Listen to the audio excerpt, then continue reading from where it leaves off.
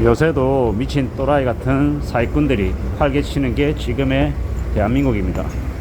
2천만원으로 2억 5천짜리 그 상가 살 수 있다라고 꼬드깁니다. 따라가면 뭐라 그럽니까? 이 90% 대출 받아서 2억 5천짜리 지식산업센터 상가 이제 2천만원 자기 돈 드리고 2억 3천만원 대출 받을 수 있다라고 꼬드깁니다. 그리고 뭐 월세로 100만원 120만원 받을 수 있고 한 2년 3년 지나면 저거 2억 5천짜리 1억 올라가지고 충분히 3억 5천에 팔 수 있다고, 안되면 자기가 팔아주겠다라고 책임지지도 못할 얘기합니다. 세입자 구해줘서 월세 120만원 받을 수 있게 해준다라고 얘기하고 3년 안에 팔아서 매매 차익 1억 이상 벌 수 있게끔 자기가 100% 보장해준다, 이런 개소리를 해야 됩니다. 그러면서 사라고 꼬드깁니다. 실제로 우리가 이제 다큐나 아니면 이런 것들 보면 그런데 걸려든 사람들 되게 많이 나옵니다. 이 남편 사별하고 이제 혼자가 돼서 노년에 먹고 살게 막막해서 이 주변의 권유로 지식산업센터를 2개를 분양받습니다. 그래서 그 2개 받는데 대출 90%로 받았어요. 그러고 난 다음 무슨 일이 벌어집니까? 지식산업센터 임대가 안 나가는 거예요. 임대가 안 나가면 무슨 일이 생깁니까? 임대가 안 나가도 관리비는 내야 되죠. 한 채당 관리비 20만원 30만원 내야 되고 이 대출 이자 내야 되고 이제 감당이 안 되는 거예요. 근데 더 문제는 뭐냐, 워낙 지식산업센터 주변에서 많이 지어대놔서 안 나가는 거예요. 공실 상태로 계속 이제 있는 거예요. 그게 이제 답답할 노릇인 겁니다. 그러다 보니까 그분이 답이 없어서 이 파출부 일을 하러 다니더라고요. 왜? 이자 갚아야 되니까.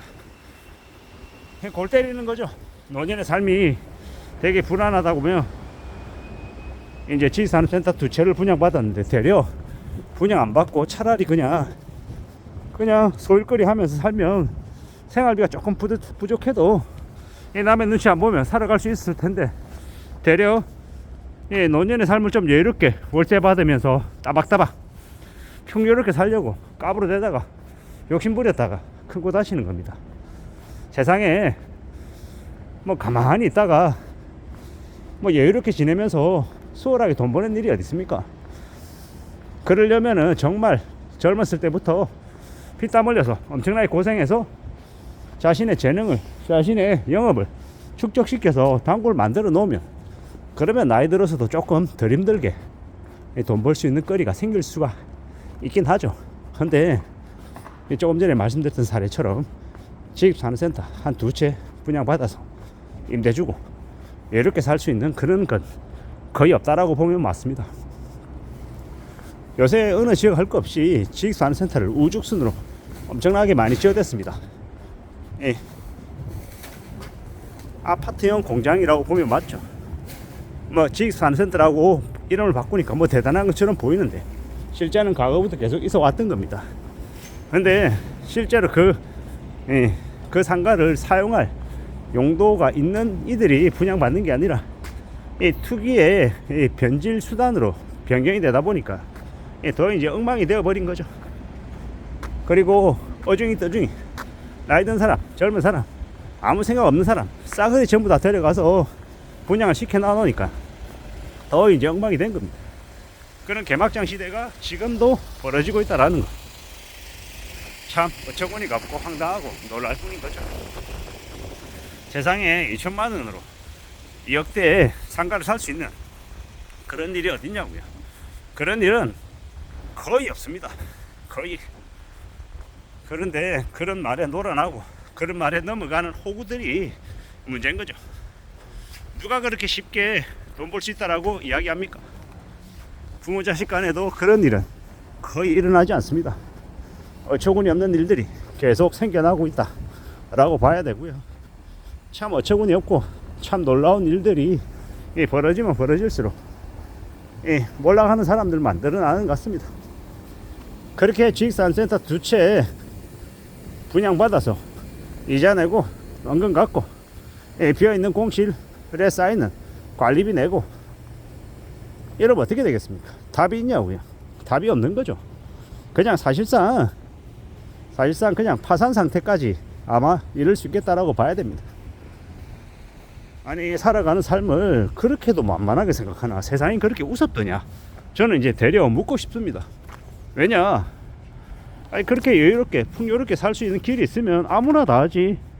왜 옆에 보면은 새벽같이 세탁소 열어서 이 다림질하고 이 정리하고 혹은 이 분식집에서 정말 팔뚝 굵어지는 거 뻔히 알면서도 저기 뭡니까 떡볶이 만들고 순대 썰고 국수 삶고 그런 사람들 보면 그 사람들은 뭐 바보라서 병신이라서 그렇게 땀 흘리면서 일하냐라는 겁니다.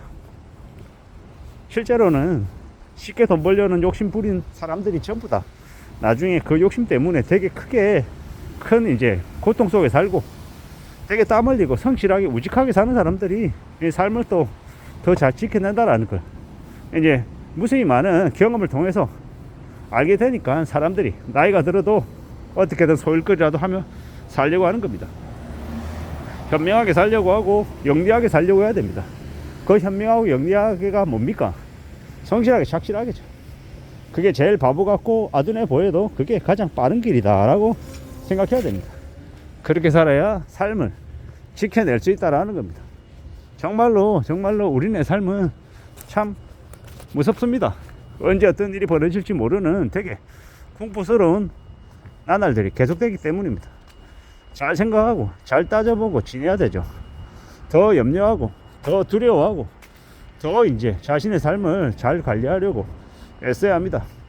그렇게 살아야 그렇게 지내야 길이 열린다라고 감히 말씀드립니다.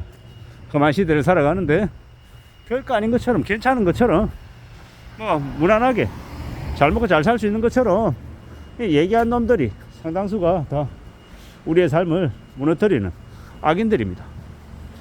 지식산업센터 분양 지금도 떠들어대는 놈들이 있는데 그런 놈들이 정말 이제 혼쭐 나야 되는데요.